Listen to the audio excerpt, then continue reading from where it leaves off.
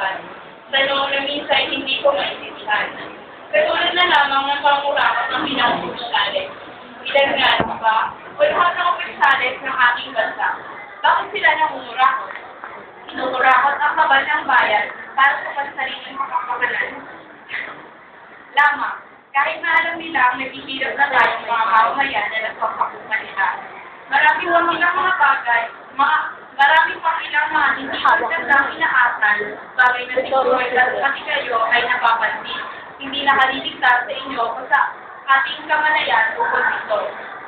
May ibang mga tao dyan na kukuha ng gumawa ng hindi tama para lang sa pansariling kapakinabangan. At pag napuli ng mga otoridad, sayun, at nagtatahilan na keso kailangan lang niya ng pera para sa ilang mga kadahilanan. Tumingin ka naman. Humihingi na kapagawaran sa wilalang niyang kapwa. E kung ganun lang din naman pala, pwede ka naman sorry at pagkakawarin ka na kaagad ng ganun-ganun lang na hindi mo pinagbabayaran ang iyong ginawang kabulatugan. Nauuso na rin ang illegal recruitment. Malamang kayo rin ay nababalitaan yun. Ilan sa ating mga kababayan ang nagsusuka sa ibang bansa ng ating dito.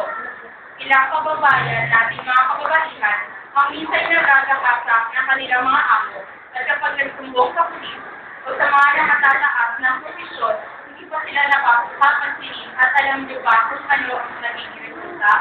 Ang muling pagpapahirap sa kanila o ikinukulong pa sila. Sila na ang nadehado, sila pa ang makulong. Siyempre, may ilan din tayo kababayan na mga kalalakihan ang nakararanas ng mga pagpapahirap na yun nga lang, hindi katulad ng sa kaso ng mga kababaihan. Sa pangbagay ang napapansin ko ang malamang kaibig. Tungkol sa ilang kababayan natin na gagahasan sa sarili nilang hukol at naman sa kanilang mga anak. Ang ilan ay paulit-ulit sa pinagsasamantalahan. Ang ilan ay inaasawa pa ang mga ito. Mapaanak, magpapamangkin. Napansin nyo ang makakayupang ginagawa nila?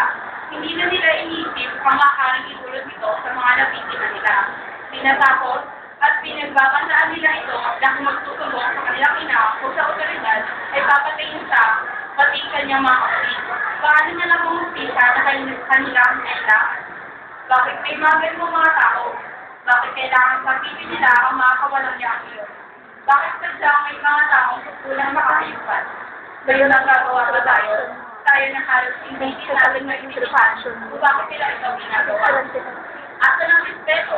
Respeto na dapat ay palagi nating bilbil sa pang-araw-araw. Hindi ba't wala na?